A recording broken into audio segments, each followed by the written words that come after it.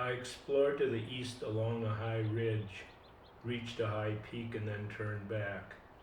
Very fine views, though somewhat obscured by trees.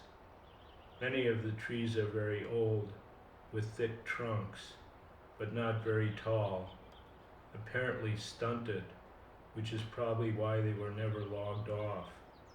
Near the high peak at which I turned back, I saw a grouse, but couldn't get a shot at it. Shot 2 squirrels on the way back. Expenditure: 322 cartridges for a quantity of meat which I estimate to be equivalent to a can of fish. When almost back to the cabin, I wasted 1 cartridge trying to shoot a rabbit, which I missed. I should have gotten it, but was tense and over anxious because I hadn't shot a rabbit before, and because it would have been a pretty big chunk of meat compared to these little squirrels.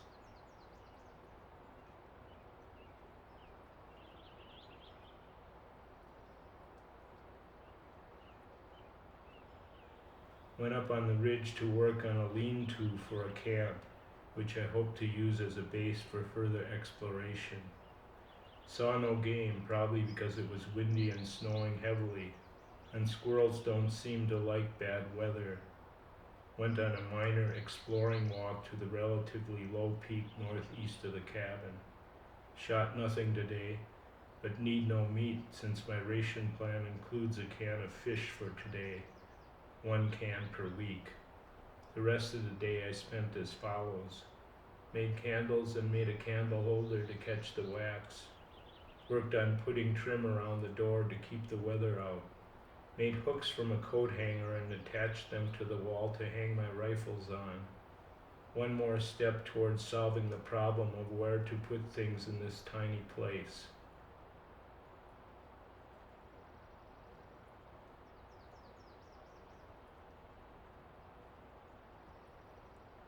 Relatively warm again today. Was out for 4 or 5 hours. Just above the springs, which are the source of the stream which runs by the cabin, there's a beautiful ravine closed in by tall trees. Here I saw a group of 3 deer. Later on a ridge I saw a substantial herd of deer, more than I could well count. The wind on the high ridge was very fierce.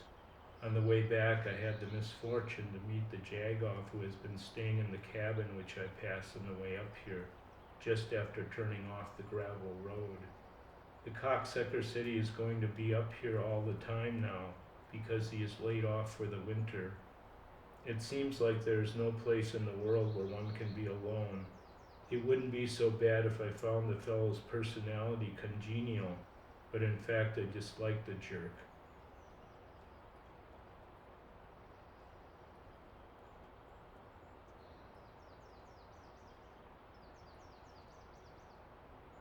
Snowshoeing good yesterday and today, because the snow has become crusted as a result of recent warm spell.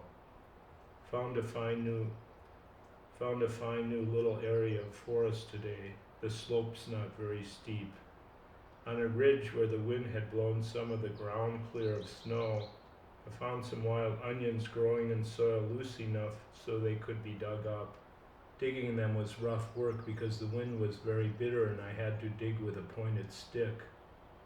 My little hand spade I had left at home because I hadn't expected to find diggable onions.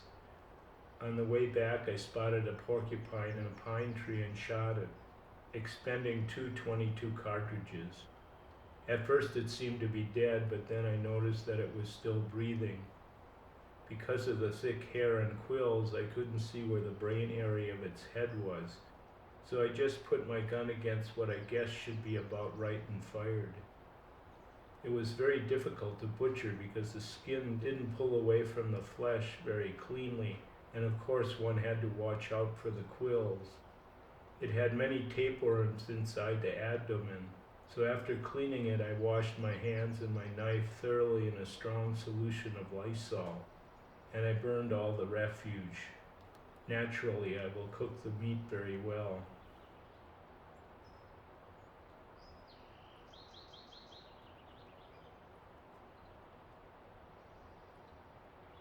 The This morning went wading through the snow for a couple of hours. When I got back, I boiled for 30 minutes the rest of the porcupine. Heart, liver, kidneys, a few lumps of fat, and a large clot of blood taken from the chest. Directly after boiling, I ate the kidneys and part of the liver, which were rich and delicious. I also ate part of the blood clot, which tasted good enough but had a dry texture, which I didn't care for. I then sliced up the heart and the rest of the liver and put them into the frying pan with lumps of fat to fry. They tasted very good this way too, but not any better than they had tasted just boiled. The pot in which I had boiled the stuff contained a dark, rich broth. I crumbled the clot of blood into small pieces and put it into the broth with a handful of noodles and boiled it some more. The result was a very tasty soup.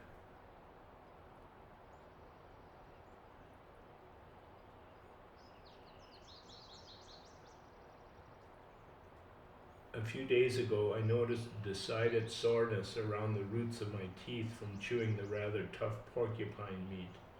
Most of my food here has been soft, and I suppose I'm out of shape for chewing tough things. On the left side, the soreness soon subsided, but on the upper right, it persisted and even worsened. Today I've found I have an infection in the gum.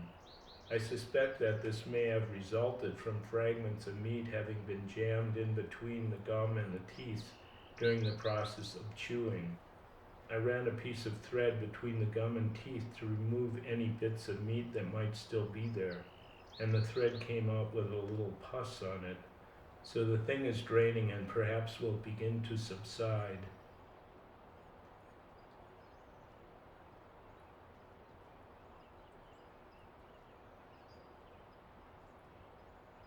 Of the few animals around here whose personalities I have some acquaintance, the squirrels are the most interesting. Chipmunks come second. I have no compunction about killing rabbits and porcupines, but I rather regret shooting squirrels. I like them too much.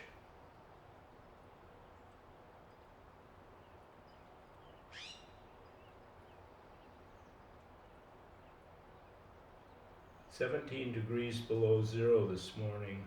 Looks like we are in for a cold spell. Clear sky. The first thing I did this morning after building a fire was to make a pot of cocoa. The only reason I mention such a trivial item is that under the circumstances it tasted most extraordinary. Had a fairly lazy day today. Forgot to mention, the soreness in my gum has finally disappeared.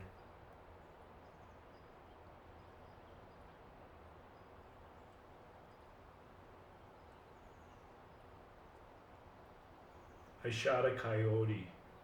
I wish I could say there was some skill involved, but it was all luck. There was a light layer of fresh snow. Just as I was coming to the crest of a little ridge, the coyote came over from the other side. We stopped and stared at each other for a few seconds. Then I aimed and fired.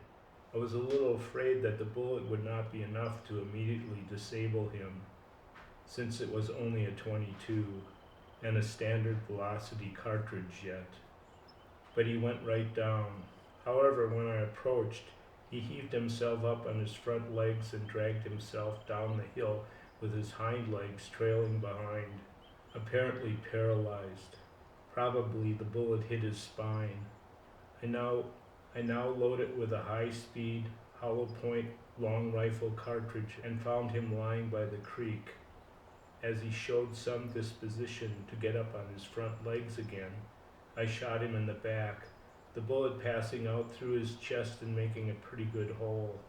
Actually, I almost regret shooting him because he was such a beautiful, alert animal, and he was the first coyote I'd ever seen, except from a moving car, which doesn't count. It was quite a job carrying him back to the cabin. He must have weighed 30 pounds or more. I have all the meat stashed away. Some just hung in the cool attic, some packed in snow, and some hung up behind the stove to make jerky. I put the hide on a stretcher made of spruce poles. but I still have to clean off the fat bits of meat which still cling to it.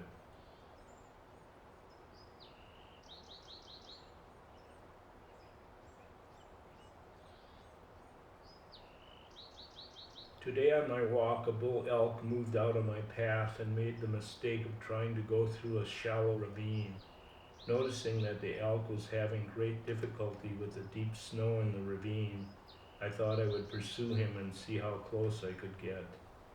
The elk floundered so badly that his progress was extremely slow, and his difficulties were compounded by the fact that in the neighborhood of the ravine were many small trees which grew too close together for him to get his antlers through. As a matter of fact, I was able to snowshoe right up to him. By the time I reached him, he was so exhausted that he just laid panting in the snow. I approached him from the side, put out my hand, and stroked his ribs for several minutes.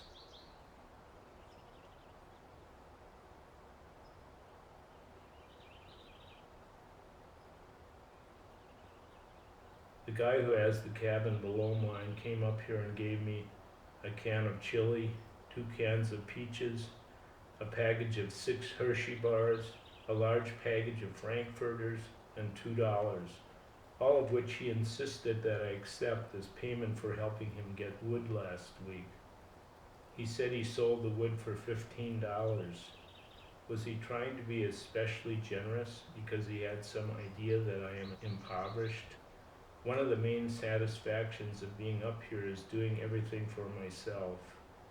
He is a decent enough guy and all that, but how can I explain to him that I would rather catch my own wild meat than eat Frankfurters?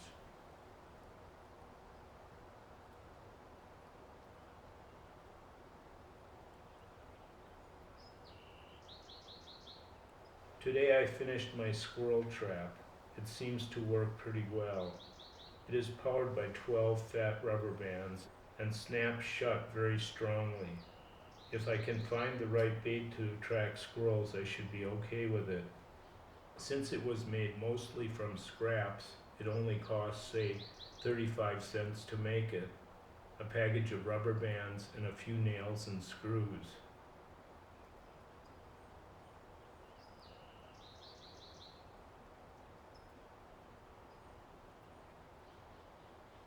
Weather has been just fine lately. I found some yellow violets and picked some of their leaves for salad. They were good, having none of the acid taste that the leaves of some kinds of violets have, and are supposed to be especially rich in vitamins. My evening walk was uneventful, but as usual, I was strongly aware of the beauty of the place. It must be understood that this beauty does not consist only in what is seen with the eye and heard with the ear. It is involved with a sense of freedom.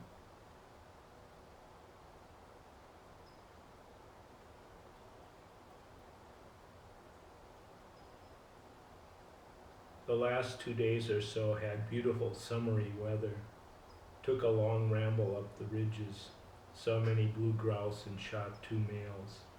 While the weather was bad, the grouse didn't seem to be conducting their mating rituals.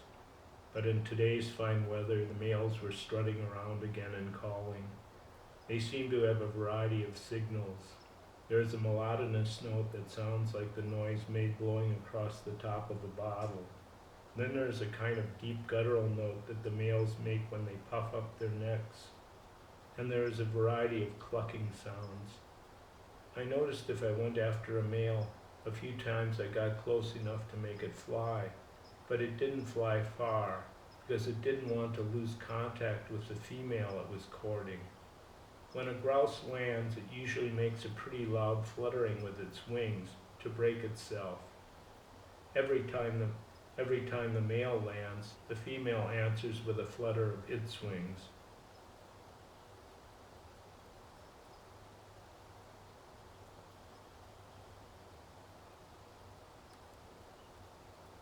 A fine warm day, was out 7 hours.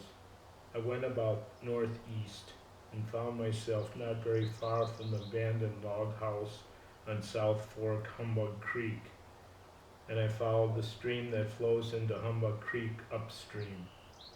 It is paralleled by a small road. I shot a squirrel here, expending one cartridge. Along the stream, I also took some dandelions and some particularly fine onions. On the way back, I gathered leaves that I believed to be of the mustard family, and the mustardy taste confirmed this, so I wasn't afraid to eat it. I found it to be one of the finest salad plants I have ever eaten. It was slightly succulent and very tender, with enough radish flavor to make it spicy, but not so much to make it unpleasantly sharp. The squirrel I shot turned out to be a pregnant female, with 4 fetuses each about 3/4 of an inch long, which I tossed into my stew.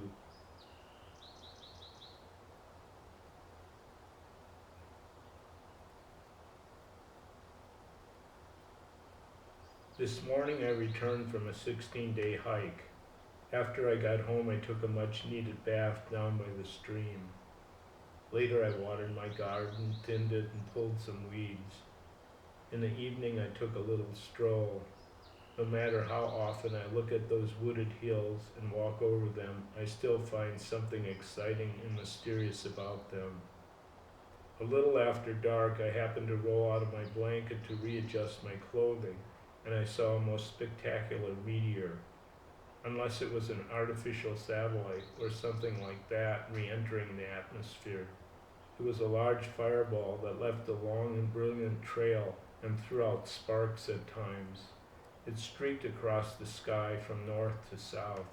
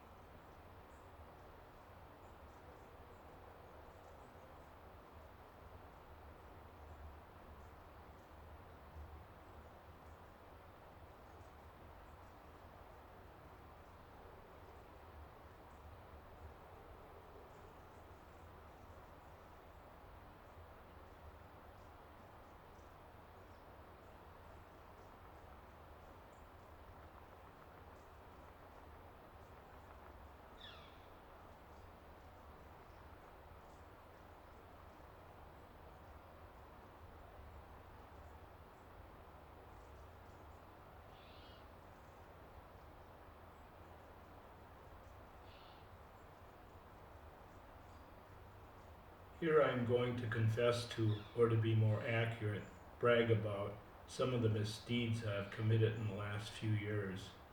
There is a small functioning mine, I'll call it Mine X for future reference, a few miles from my cabin on the south side of the ridge that runs east from here. They had a large diesel engine mounted on the back of an old truck, apparently for running a large drill for boring holes in rock. I put a small quantity of sugar in the fuel tank of the diesel engine and also in the gas tank of the truck. Sugar in the gas is supposed to severely damage the cylinders and act as an abrasive.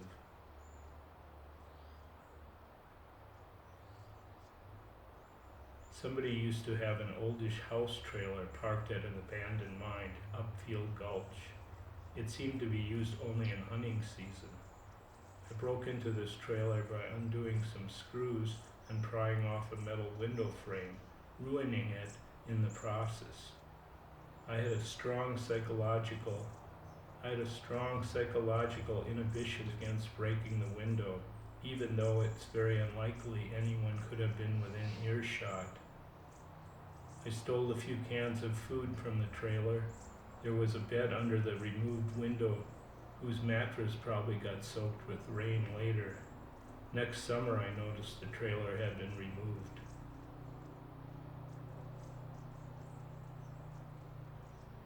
I went to the camp. Apparently it's an outfitter's camp along the Divide Trail east of the Trout Creek drainage.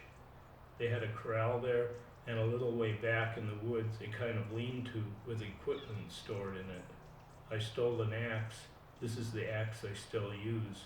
Poked holes in several 5-gallon plastic water containers.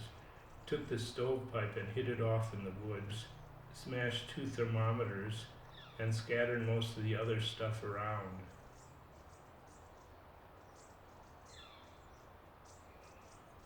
At the end of summer, after the roaring by motorcycles near my camp spoiled a hike for me, I put a wire across the trail where cycle tracks were visible, at about neck height for a motorcyclist. Next summer, I found someone had wrapped the wire safely around a tree. Unfortunately, I doubt anyone was hurt by it.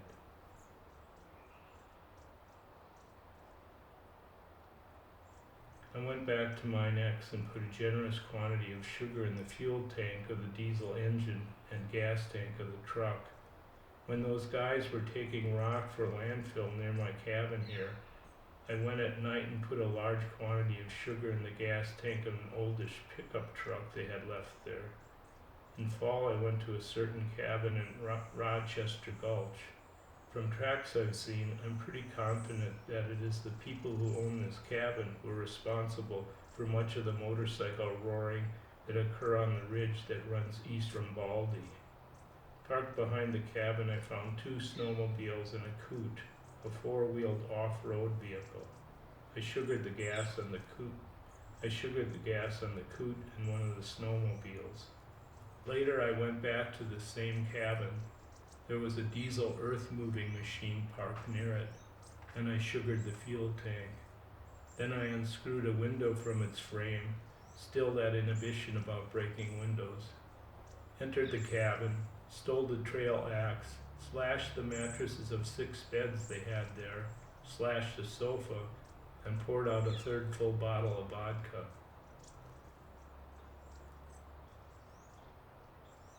The next summer I set a booby trap intended to kill someone, but I won't say what kind or where, because if this page is ever found, the trap might be harmlessly removed. But it probably doesn't have more than maybe a 1 in 5 chance of killing or seriously injuring someone. I also strung a neck wire for motorcyclists along the Divide Trail above Brewsterville Creek. Later I found the wire was gone. Whether it hurt anyone, I don't know.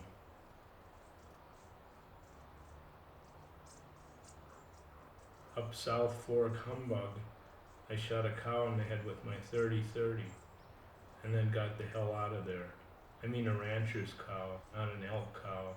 I also went down at dawn and smashed Lee Mason's mailbox with my axe in such a way that it looks as if some vehicle might have hit it.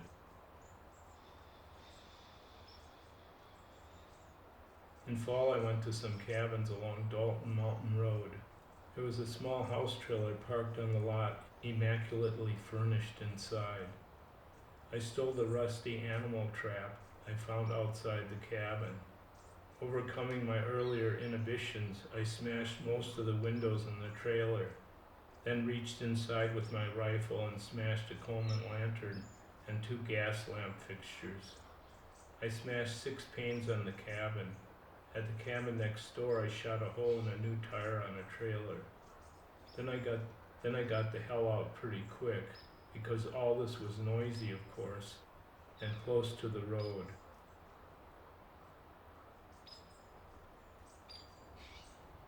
As a result of indoctrination since childhood, I had strong inhibitions against doing these things, and it was only at the cost of great effort that I overcame the inhibitions.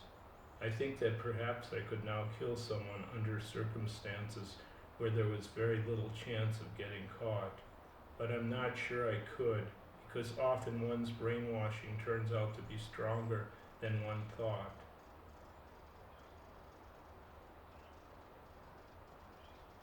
As for motivation, I hate the technological society because it deprives me of personal autonomy. It may be in some sense inevitable, but it is so only because of the way people behave. Consequently, I hate people for the technological society and its associated phenomena, from motorcycles to computers to psychological controls. Almost anyone who holds steady employment is contributing his part. Of course, people I hate most are those who consciously and willfully promote the technological society, such as scientists, businessmen, and politicians.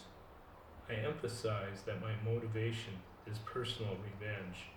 I don't pretend to have any kind of philosophical or moralistic justification. The concept of morality is simply one of the psychological tools by which society controls people's behavior.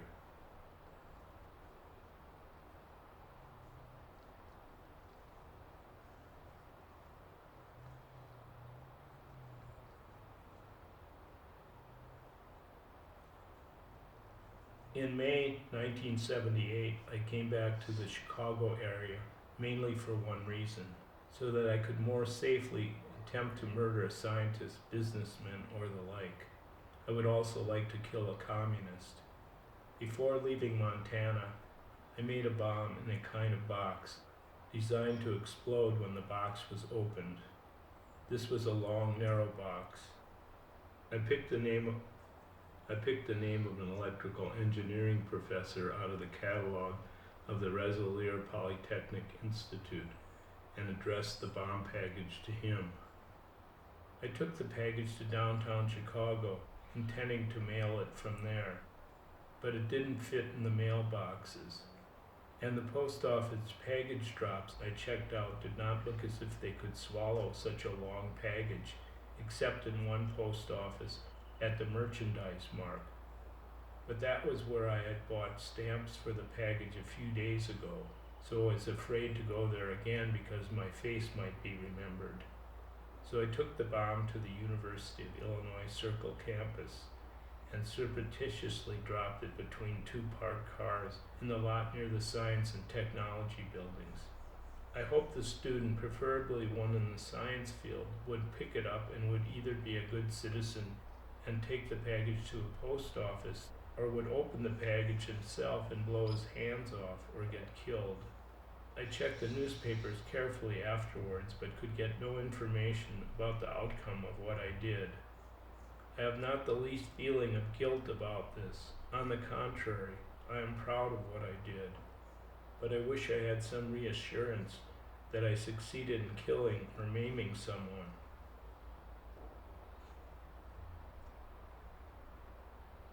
Earlier this month, I left the second bomb in a room marked Graduate Student Research at the Technological Institute at Northwestern University. The bomb was in a cigar box and was arranged to go off when the box was opened. I did it this way instead of mailing the bomb to someone, because an unexpected package in the mail might arouse suspicion. According to the Tribune, May 9th, a graduate student was hospitalized with cuts and burns as a result of my bomb. Unfortunately, I didn't notice anything in the article indicating he would suffer any permanent disability. I figure the bomb was probably not powerful enough to kill, unless one of the lead pellets I put in it happened to penetrate a vital organ. But I had hoped that the victim would be blinded or have his hand blown off or be otherwise maimed. Well, at least I put him in the hospital, which is better than nothing, but nothing to satisfy me. I wish I knew how to get some dynamite.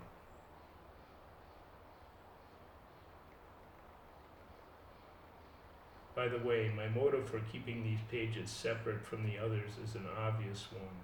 Some of my other journals contain hints of crime, but no actual accounts of felonies. But these must be carefully kept from everyone's eyes. They make a small, compact packet, easily concealed.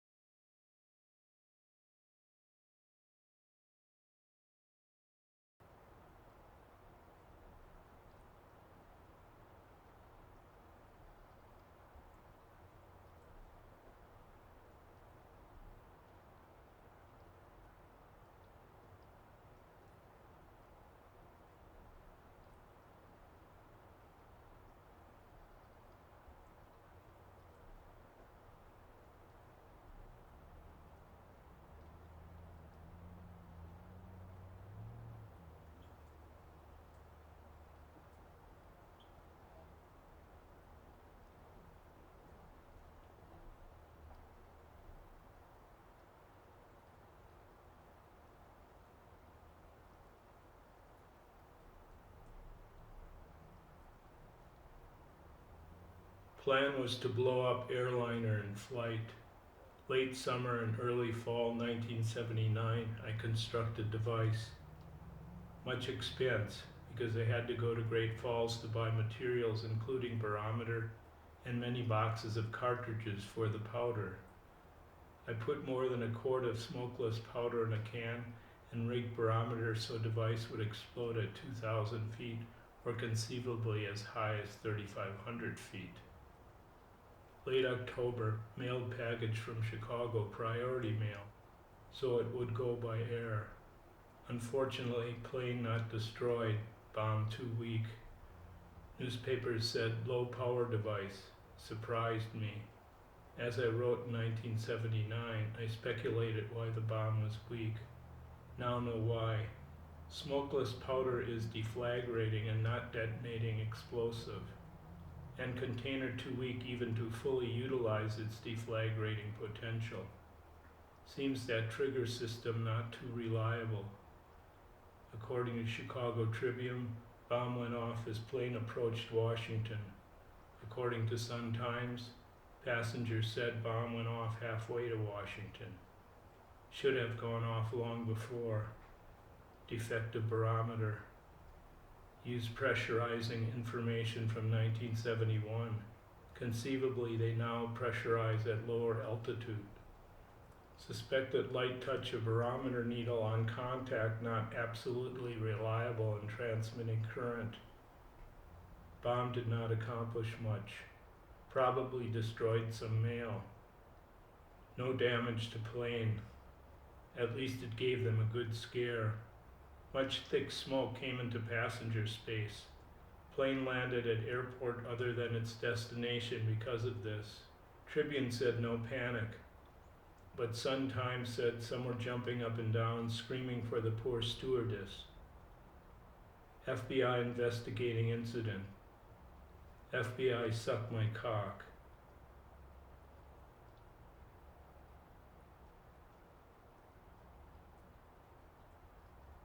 May 81, planted small bomb, less than 2 ounces of explosive, in the computer science department at Berkeley.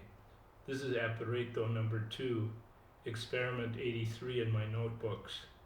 At the same time, I mailed a larger bomb, apparato number 1, experiment 82, to Boeing Corporation, Auburn, Washington.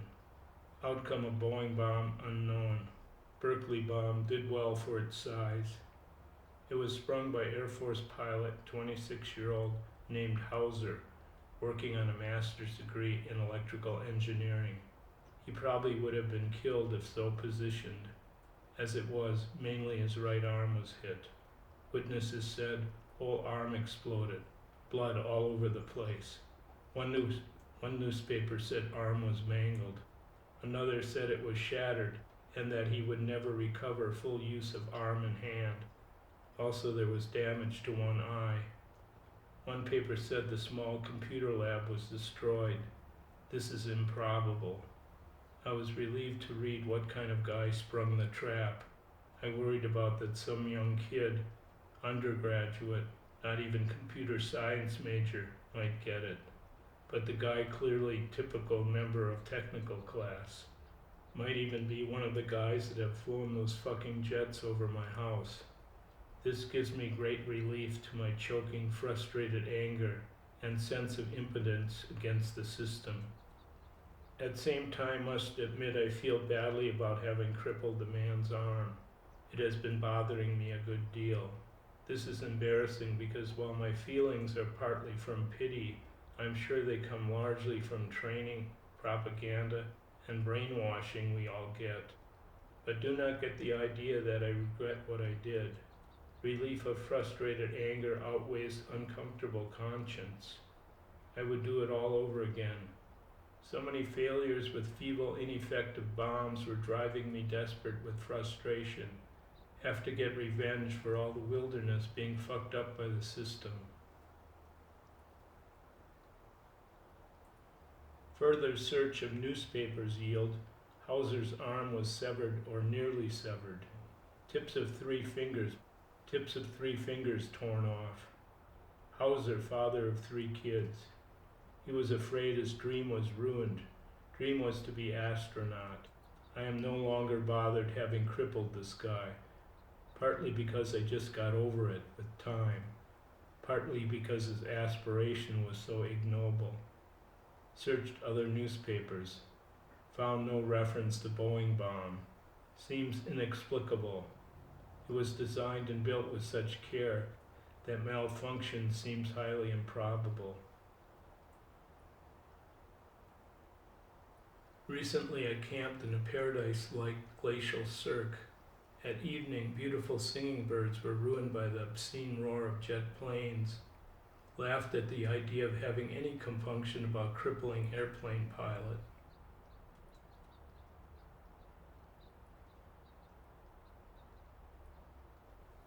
Summer of 1981, I began hearing disagreeable noises of machinery, sometimes surprisingly loud depending on meteorological conditions.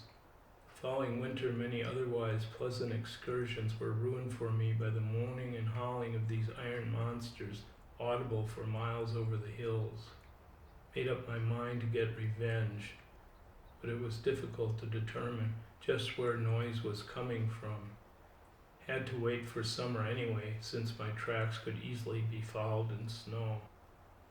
But noise seemed to stop in spring. Then I began hearing it again in late summer, 1982. I followed the noise to find it came from a logging operation in Willow Creek drainage, logging off one of my favorite wild spots, pushing trees over with bulldozers instead of cutting with saws. When they left for the day, I went in and found the whole surface of the ground stripped right off. They left a 5-gallon can of oil sitting on their machine that they used to pick up logs and load them on truck. I poured oil over the machine's engine and set fire to it. Spent pleasant nights sleeping out on top of the mountain and came home leisurely in the morning.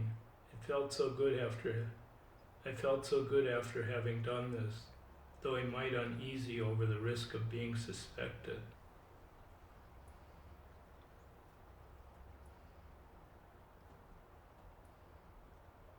A few years ago, some fuckers built a vacation house just across Stemple Pass Road. Motorcycle and snowmobile fiends. They would buzz up and down road past my cabin on most weekends, summer and winter. Last summer they were worse than usual, sometimes made it a 3-day weekend. It was getting absolutely intolerable. My heart was going bad. Any emotional stress, anger above all, makes it beat irregularly. It got so that the constant cycle noise was choking me with anger, heart going wild.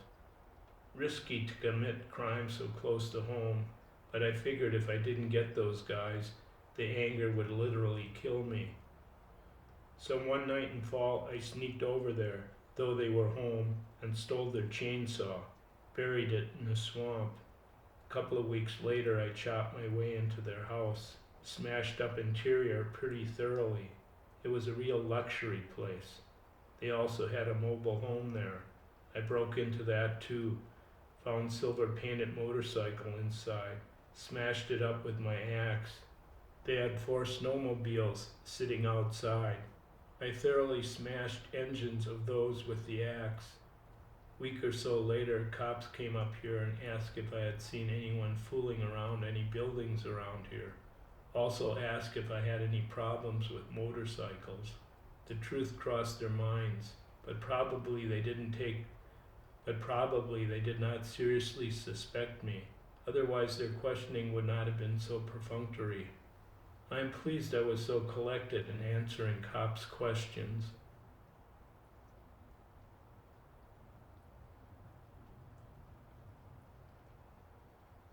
May 1982, I sent a bomb to a computer expert named Patrick Fisher. His secretary opened it.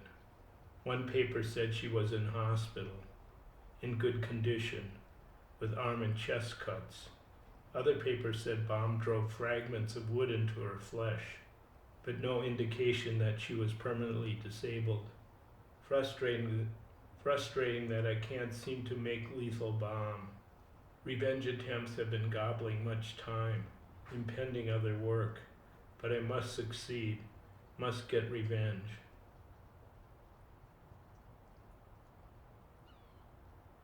Not long after foregoing, I think June or July, I went to University of California, Berkeley, placed in computer science building a bomb consisting of a pipe bomb and gallon can of gasoline.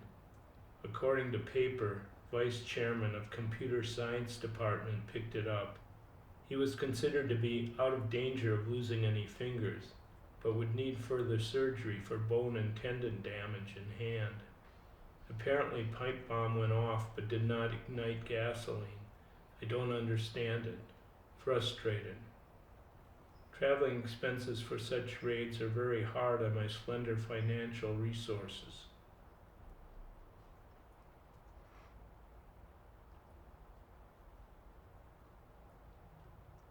Last summer, dynamite blast was booming all over the hills, occasionally audible at my cabin. Exxon conducting seismic exploration for oil. Couple of helicopters flying over the hills, lower a thing with dynamite on cable, make blast on ground, instruments measure vibrations. Early August I went and camped out, hoping to shoot up a helicopter in an area east of Crater Mountain. Proved harder than I thought, because helicopters always in motion. Only once had a half chance, 2 quick shots, as copter crossed space between 2 trees. Both missed. When I got back to camp I cried, partly from frustration of failing, but mostly grief at about what is happening to this countryside. It is so beautiful. But if they find oil, disaster. Even if they don't find oil, the blasts and helicopters ruin it. Where can I go now for peace and quiet? On the way back I chopped down a wooden power line pole near Hogum Creek.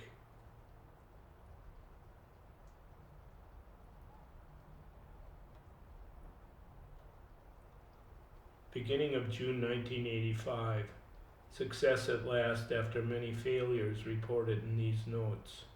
Took me a year and a half of intensive effort to develop effective type bomb. 4 1/2 parts of ammonium nitrate from fertilizer to 1 part extremely fine powdered aluminum from aluminum paint. Ignite it in ordinary iron water pipe with metal plugs of equal strength. Simple enough, but I followed some false leads before trying this one. Note difficulties I faced. For obvious reasons, can't order chemicals from supply house. Must make them or extract them from readily available materials. No vehicle to transport stuff. Difficult access to library. Very limited equipment. Had to build own balance. Little money.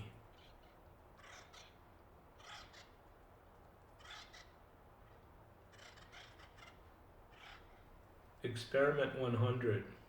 In mid-November, I sent a bomb in the mail to James V. McConnell, behavioral modification researcher at University of Michigan. Only minor injuries to McConnell's assistant. Deflagrated, did not detonate. Must be either pipe was a little weak or loading density of explosive a shade too high at failure. Experiment 97. On December 11, 1985, I planned a bomb disguised to look like scrap of lumber behind Rentec computer store in Sacramento. I mailed letter to San Francisco Examiner and name a group calling itself Freedom Club, claiming credit for the bombing and announcing itself as anti-technology terrorist organization. I searched LA Times through December 13th and some other papers through December 14th. Found no mention of bombing. I feared something had gone wrong. I was terribly frustrated and thought I was going to have to spend all winter making new, better bombs. So I wrote my brother giving excuse to call off visit I was going to make to him. Then according to San Francisco Examiner, December 20th, the operator, owner-manager of the store was killed, blown to bits, on December 12th. Excellent. Humane way to eliminate somebody. He probably never felt a thing. $25,000 reward offered. Rather flattering. But the article stated that no group had claimed it. No mention of my letter. Letter not arrived yet. Seems strange, but since experiment 97 turned out so well, I will try to arrange to visit brother after all.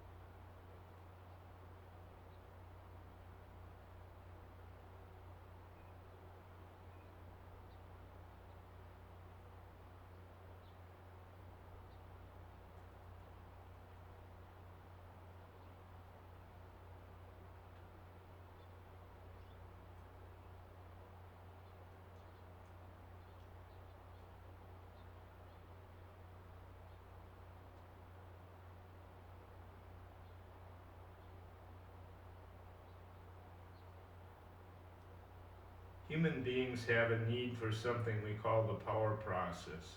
The power process has 4 elements. The 3 most clear-cut of these are called goals, effort, and attainment of goals. The 4th element is more difficult to define and may not be necessary for everyone. We call it autonomy. It is true that some individuals seem to have little need for autonomy. Either their drive for power is weak, or they satisfy it by identifying themselves with some powerful organization to which they belong. And then they are unthinking animal types who seem to be satisfied with a purely physical sense of power. The good combat soldier who gets his sense of power by developing fighting skills that he is quite content to use in blind obedience to his superiors. But for most people it is through the power process, having a goal, making an autonomous effort, and attaining the goal, that self-esteem, self-confidence, and a sense of power are acquired. By freedom we mean the opportunity to go through the power process with real goals, not artificial goals of surrogate activities, and without interference, manipulation, or supervision from anyone, especially any large organization. Freedom means being in control, either as an individual or as a member of a small group, of the life and death issues of one's existence. Food, clothing, shelter, and defense against whatever threats there may be in one's environment. Freedom means having power, not the power to control other people, but the power to control the circumstances of one's own life.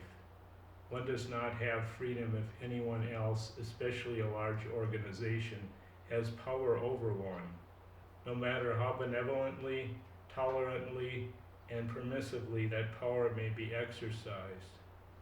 It is important not to confuse freedom with mere permissiveness.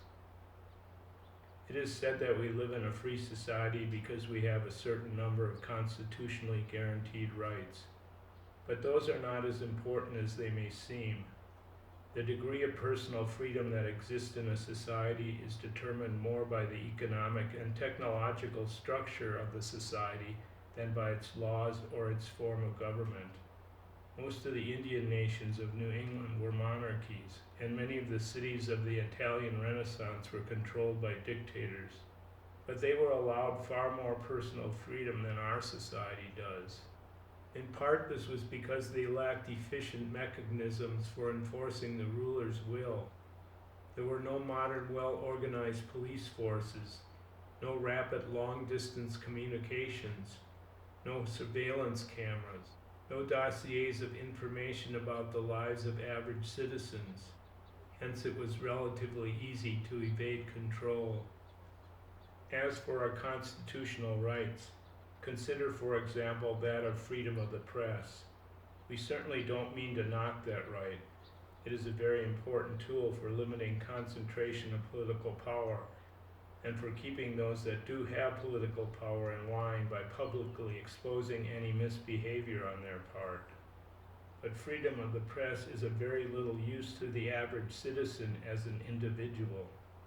The mass media are mostly under the control of large organizations that are integrated into the system. Anyone who has a little money can have something printed or can distribute it on the internet or in some such way. But what he has to say will be swamped by the vast volume of material put out by the media. Hence, it will have no practical effect. To make an impression on society with words is therefore almost impossible for most individuals and small groups. Take us, FC, for example. If we had never done anything violent and submitted the present writings to a publisher, they probably would not have been accepted. If they had been accepted and published, they probably would not have attracted many readers, because it is more fun to watch the entertainment put out by the media than to read a sober essay. Even if these writings had many readers, most of the readers would soon have forgotten what they had read, as their minds were flooded by the mass of material to which the media exposed them. In order to get our message before the public with some chance of making a lasting impression, we had to kill people. In the past, human nature put certain limits on the development of societies. People could be pushed only so far and no further. But today this may be changing, because modern technology is developing ways of modifying human beings with the use of antidepressant drugs, techniques of surveillance, physical coercion, methods of propaganda, psychological techniques, along with biological and neurological methods and genetic engineering. Our society tends to regard as a sickness any mode of thought or behavior that is inconvenient for the system. And this is plausible because when an individual doesn't fit into the system, it causes pain to the individual as well as problems for the system. Thus, the manipulation of an individual to adjust him is seen as a cure for a sickness and therefore as good. Assuming that the industrial society survives, it is likely that technology will eventually acquire something approaching complete control over human behavior.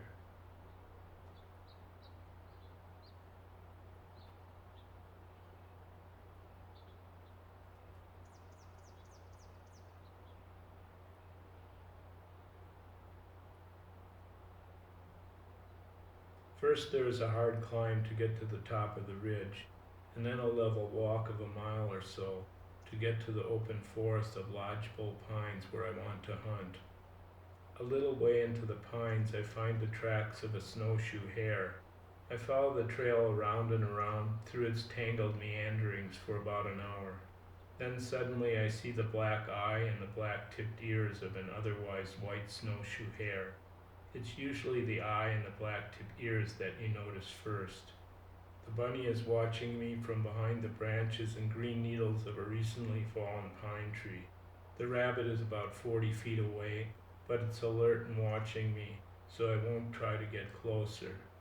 However, I have to maneuver for an angle to shoot from, so that I can have a clear shot through the branches. Even a slender twig can deflect a .22 bullet enough to cause a miss. To get that clear shot, I have to lie down in the snow in an odd position and use my knee as a rest for the rifle barrel. I line up the sights on the rabbit's head at a point just behind the eye, hold steady, and ping. The rabbit is clipped through the head. Such a shot ordinarily kills the rabbit instantly, but the animal's hind legs usually kick violently for a few seconds so that it bounces around in the snow. When the rabbit stops kicking, I walk up to it and see that it's quite dead. I say aloud, "Thank you, Grandfather Rabbit." Grandfather Rabbit is a kind of demigod I've invented, who is the spirit of all snowshoe rabbits. I stand for a few minutes looking around at the pure white snow and the sunlight filtering through the pine trees. I take in the silence and the solitude. It's good to be here. I take one of the noose cords out of my pocket. For convenience in carrying, I put the noose around the rabbit's neck and wrap the other end of the cord around my mittened hand. Then I go looking for the trail of another rabbit. The more intimate you become with nature, the more you appreciate its beauty. Its beauty that consists not only in sights and sounds, but in an appreciation of the whole thing. I don't know how to express it. What is significant is that when you live in the woods, rather than just visiting them, the beauty becomes part of your life, rather than something you just look at from the outside. Part of the intimacy with nature that you acquire is the sharpening of the senses. Not that your hearing and eyesight become more acute, but you notice things more. In city life, you tend to be turned inward. Your environment is crowded with irrelevant sights and sounds, and you just get conditioned to block most of them out of your consciousness. In the woods, you get so that your awareness is turned outward, towards your environment. Hence, you are much more conscious of what goes on around you. For example, you notice inconspicuous things on the ground, such as edible plants or animal tracks. If a human being has passed through and has left even just a small part of a footprint, you'll probably notice it. You know what the sounds are that come to your ears. This is a bird call. That is the buzzing of a horsefly. This is a startled deer running off. This is the thump of a pine cone that has been cut down by a squirrel and has landed on a log. If you hear a sound that you can't identify, it immediately catches your attention, even if it is so faint it's barely audible. To me, this alertness or openness of one's senses is one of the greatest luxuries of living close to nature, and you can't understand this unless you've experienced it yourself.